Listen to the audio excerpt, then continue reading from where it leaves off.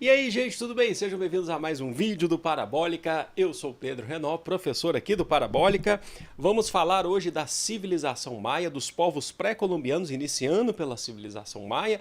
Tema cobrado em vestibulares, para você estudar e para a escola, aquela coisa toda. A gente vai falar de tantas coisas da civilização maia, a gente vai falar de tantas coisas interessantes que eu tenho certeza que no final do vídeo vocês vão se apaixonar. Para quem não conhece, vai querer conhecer ainda mais essa civilização.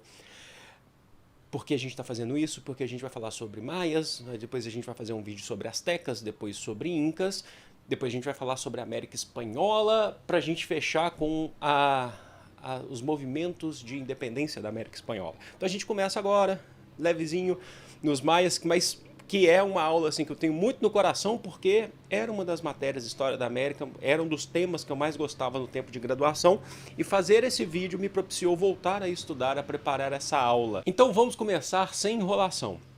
Primeira coisa, o conceito de que é ser pré-colombiano. Pré-colombiano é básico, são os povos que viviam aqui antes da chegada dos espanhóis, ou antes da chegada generalizada, aqui nesse caso pode, dos europeus, antes da chegada de Colombo, que chegou em 1492.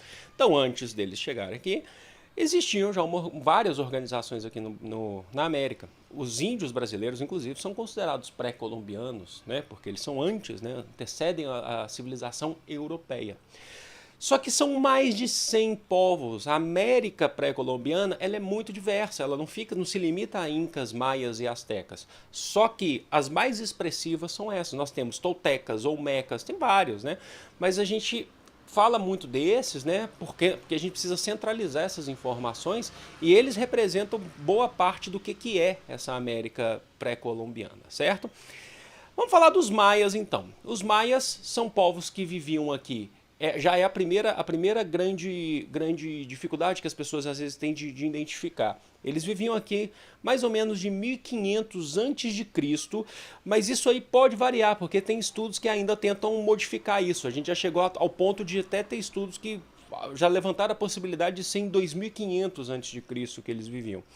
Significa que está acontecendo um monte de coisa. A Europa, por exemplo, está passando pela sua fase da Era Antiga, a África, a Ásia. A gente tem ali civilizações como o Egito, você tem civilizações como a Mesopotâmia, Grécia se desenvolvendo daqui a pouco, Roma, e os maias, eles estão já desenvolvendo. Na verdade, os povos pré-colombianos, a gente já tem indícios de 3.000 anos antes de Cristo aqui se desenvolvendo. E a gente estuda. Muitas pessoas perguntam por que a gente então não começa a estudar por eles no colégio, para o vestibular. É porque a gente, infelizmente, a gente ainda parte do princípio de uma história que é europeizada, do ponto de vista da Europa, tá? Mas isso não significa que o que está acontecendo aqui seja menos importante. Então vamos colocar uma data aí mais ou menos de 1500 por volta, 1500 a 1800 a.C., e eles vão viver até mais ou menos o século 8, 9 depois de Cristo, quando a Europa estava vivendo a sua Idade Média, o ápice da Idade Média, a civilização maia chegou ao declínio aqui na América. Tá? Que a gente vai falar depois os motivos desse declínio. E significa o quê? Se eles foram até o século IX, mais ou menos, significa que eles não tiveram o contato enquanto civilização com os espanhóis. Quando os espanhóis aqui chegaram, os europeus, o primeiro contato com a primeira grande civilização que teve contato com os espanhóis foram os astecas. Os maias já estavam, a civilização já estava extinta. Tinham descendentes dos povos maias, mas não organizados, tá, gente? Isso é importante falar. As pessoas acham que os espanhóis chegaram aqui e tinham os maias. Tinham povos maias, mas não enquanto mais organização. Certo? Vamos pensar então na geografia. Onde se localizava essa civilização maia? Ela se localizava ao sul da península do Yucatán, que é aquela curvinha no Golfo do México. Então pega o que seria hoje o sul do país México e também, por exemplo, países como a Guatemala. Tá? Eles são localizados ali, porque existem vários povos espalhados aí pelo que a gente vai chamar de Mesoamérica, né?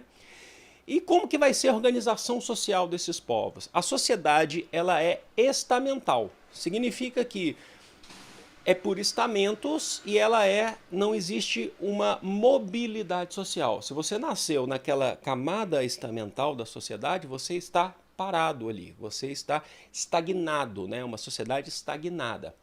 E ela tem 3 grandes divisões estamentais. Está muito quente, por isso que eu fico suando, tá? Tô com uma toalhinha aqui embaixo, de vez em quando eu paro para enxugar aqui. Olha só, lá na cabeça, lá no topo, nós temos os donos do poder dessa sociedade maia. Então nós temos os imperadores, né? O imperador ou os imperadores, eu vou explicar por quê daqui a pouco, porque são os imperadores. Nós temos os sacerdotes, né? Que são os líderes religiosos, e nós temos os chefes militares. Essa é o topo da pirâmide maia.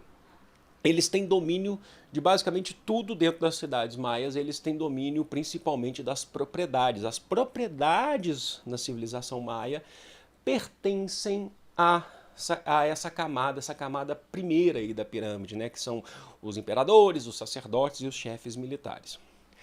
No meio intermediário, nós temos os comerciantes e os artesãos, que daqui a pouco eu vou falar de economia para falar para vocês como que eram as atividades deles, né? Que no geral eles eram pessoas livres, membros livres dessa sociedade, uma camada intermediária tão importante para o fluxo, né, para o crescimento da sociedade, mas eles não têm o poder. E na base, lógico, aquele que constrói, que mantém a sociedade erguida em pé, mas que é super explorado, nós temos os camponeses, já que a sociedade maia, o principal ponto econômico dela vem da economia agrícola, e nós temos escravos.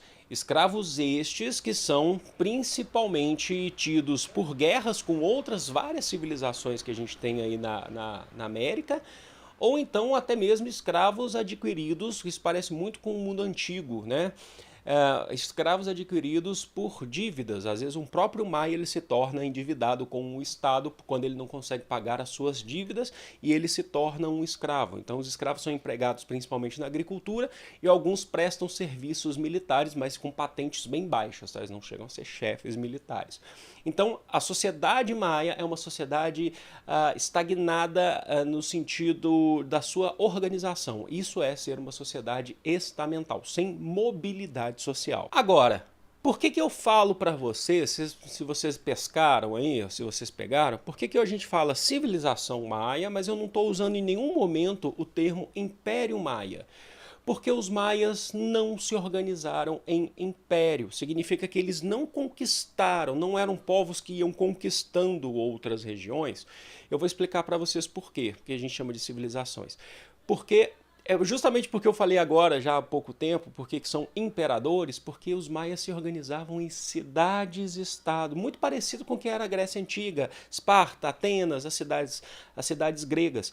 Então eram cidades maias que eram independentes umas das outras e cada um mantinha um sistema político independente. Por isso que você tem um imperador de uma cidade, um imperador de outra cidade, o sacerdote, eles têm uma cultura em comum, eles têm uma etnia em comum, mas eles não são um império, que fala assim, que é um imperador que conquista tudo, que é de todas as cidades pertencem a esse imperador e ele sai conquistando. Não, são cidades independentes, as cidades maias, né? E eu vou explicar para vocês no final do vídeo, quando a gente for falar aí da queda, que daí vai vir o fim da sociedade maia, possivelmente. E a economia dos maias? A economia é interessante. A economia era baseada, como eu falei para vocês, principalmente na agricultura e no comércio. Significa que os maias, as cidades-estados, elas promoviam trocas comerciais, né? Relações comerciais entre os maias, mas isso não se limitava só aos maias. Como eles eram bem desenvolvidos, eles também tinham contato com outras civilizações para poder fazer comércio. Inclusive, nós temos registros de civilizações, de cidades-estados maias, tendo contato com civilizações bem distantes, inclusive, ali da península do Yucatán, né? Do Golfo do México. Então você pode, inclusive, ter contato de civilizações maias, inclusive com as civilizações pré-colombianas ou do que seriam os índios, por exemplo, no Brasil. Você pode ter isso, eles eram bem avançados, tá?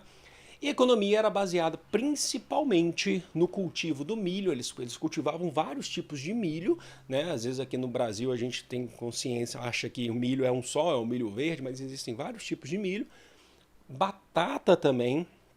Eles produziam também feijão, eles produziam o cacau, que é muito, muito importante, e também eles domesticavam o peru e as abelhas. Olha só que interessante. Além também de fazer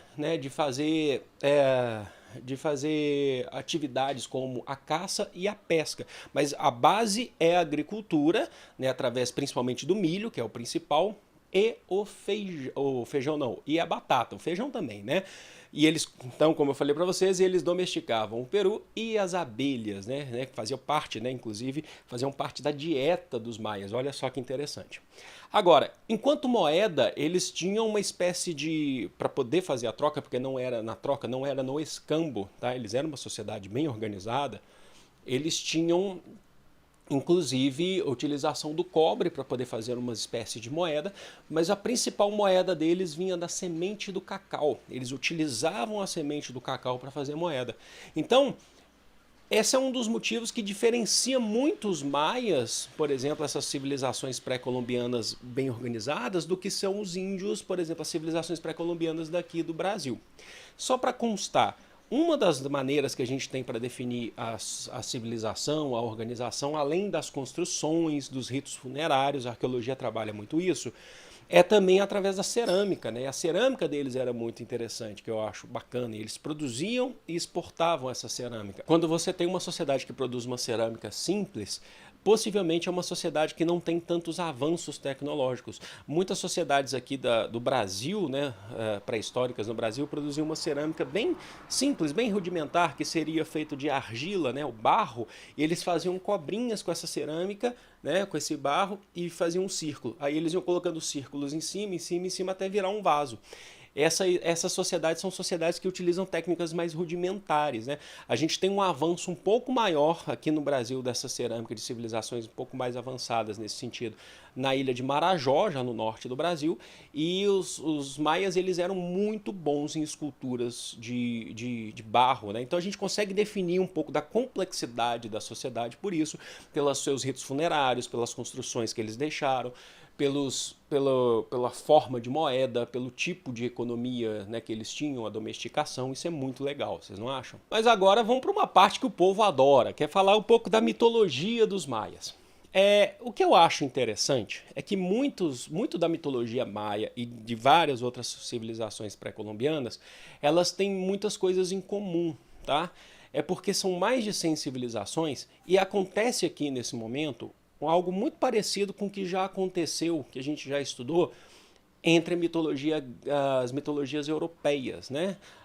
Por exemplo, a grega e a romana, que os romanos em um determinado momento tiveram contato com a civilização grega e incorporaram a mitologia grega para a mitologia romana, trocando alguns nomes de deus, algumas funções, mas tem uma base grega. Isso acontece muito na América pré-colombiana. Então, alguns deuses que a gente fala dos maias são, na verdade, inspirações de outras civilizações que vieram anterior ou que estão vivendo concomitantemente com os maias. Os astecas, por exemplo, que vieram depois, eles pegam muito do que é a cultura maia. A gente vai ver isso na nossa aula sobre os astecas. E vamos lá, como é que tô vendo meu tempo aqui, como é que é essa religião maravilhosa dos maias? A mitologia maia é gigantesca, tá? É incrível. Mas a base são dois deuses, o Tepeu e o Kukulcán, que seriam dois deuses que criaram o mundo maia, que criaram o mundo, na verdade, que para eles era o mundo maia, né? Eles criaram os seres humanos, criaram o mundo, criaram os homens para cultuar os deuses. E eles criaram os homens, né, com esse objetivo de cultuar os deuses, através do que eles mais tinham ali, o milho. Por isso que o milho era importante também para os maias. O homem, o ser humano, foi criado para cultuar os deuses através do milho. Esse deus aí que eu falei para vocês que é o mais importante, que é o Kukulcán, ele, dependendo da civilização que você está falando, ele tem outros nomes. Então, por exemplo, para os astecas, muitos historiadores definem que o Kukulcán seria o mais famoso dos astecas, que é o Quetzalcóatl, que a gente vai falar quando a gente for falar do Império Azteca, que já é império, né? Mas o Quetzalcóatl, ou Kukulcán, que seria uma serpente emplumada, né? Uma serpente de plumas, que para os astecas é interessante que ela é uma serpente guerreira, o deus da guerra para os astecas, que incorporava a pele dos guerreiros mortos em seu corpo, então ele sempre seria o grande deus, né? E aquela noção de céu, o inferno também não tem para os maias, os deuses eles são terrenos, eles estão entre nós, isso é muito legal, isso é muito interessante. Bom, na parte de ciência e tecnologia, os maias eles tinham uma escrita hieróglifa que é feita através de imagens, que o pessoal define que é muito parecida com as egípcias. Hoje a gente consegue identificar grande parte do que estavam escrito, né? Nem todas as civilizações pré-colombianas tinham escrita. Por exemplo, os incas eles não dominavam a escrita, tá? Isso é interessante dizer também. Só que eles acreditavam, porque a gente liga essa questão da escrita com a religião, né? Eles acreditavam que a escrita ela era um presente que os deuses deram aos homens para poder dialogar, para poder interpretar, né, o que os deuses querem dizer. Então, essa escrita hieróglifa ela era restrita a membros, camadas da sociedade, né, aquela sociedade superior, teocrática que a gente falou, que seriam os imperadores, os sacerdotes, os líderes militares. Tá? Então, não era algo de acesso a todos. Existe, então, sim, uma restrição na questão escrita. E essa sociedade é tão hierarquizada, né, teocrática hierarquizada, que como eu falei para vocês, as propriedades pertencem ao Estado, então eles tinham prédios públicos, né, que eram de grande luxo, então eles construíam lá suas pirâmides, os seus templos, que eram todos prédios públicos. E as construções civis, né, que seria daquela camada mais baixa, eram feitas basicamente de barro, tá? Que eram mais simples mesmo, de fato. Mas eles tinham um conhecimento arquitetônico muito grande para poder construir essas pirâmides, as organizações das cidades, as praças públicas na frente dos prédios públicos eram sempre muito grandes, né, para a população poder frequentar, né, que de fato grande parte dos locais eram de livre acesso, mas não a participação política, tá?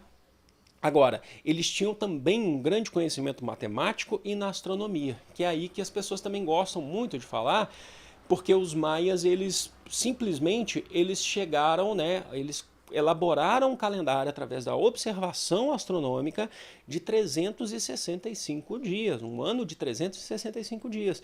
Eles tinham dois calendários, um religioso e um astronômico, né? Mas tanto é que esse calendário foi passado para frente. Os astecas utilizaram muito desse calendário, também tinham conhecimento astronômico, mas pegaram muita influência dos maias. Tanto é que quando os europeus chegam, eles ficam impressionados de ver a organização dos povos aqui e esse calendário, como é que eles chegaram aos 365 dias. Porque tem aquela ideia de trabalhar com o pré-colombiano como um bárbaro, como um selvagem, né?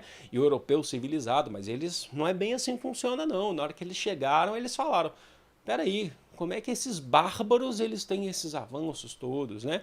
E esse calendário, né, ficou muito famoso em 2012, né, o calendário Maia. Tem até músicas do Legião Urbana que trabalham com a ideia do calendário Maia. Não tem? Agora não vou lembrar.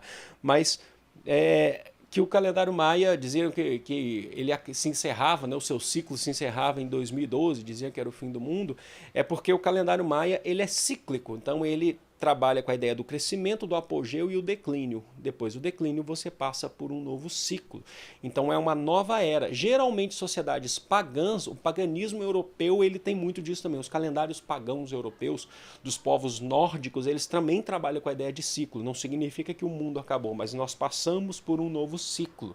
Entenderam? Tem uma coisa que eu quero falar para vocês que eu acho que também é interessante, que quando eu fiz a minha disciplina de arqueologia na graduação, a gente sempre tinha aquela dúvida, porque a gente tem aquela concepção de que a arqueologia serve para Egito Antigo, né? E a gente ignora outras tal.